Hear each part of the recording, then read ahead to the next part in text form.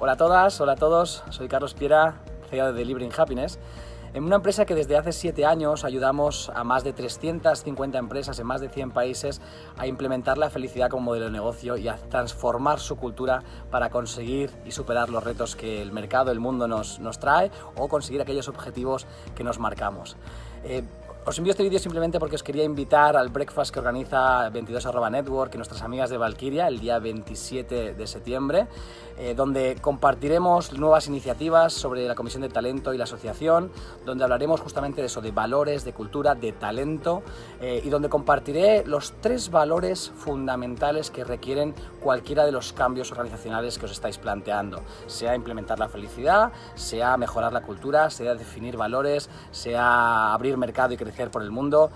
Todo ese tipo de cambios organizacionales requieren de una gestión compleja y que requieren una serie de valores fundamentales que estaré encantado de compartir con vosotros. Repito, el 27 de septiembre en el breakfast del 22@network.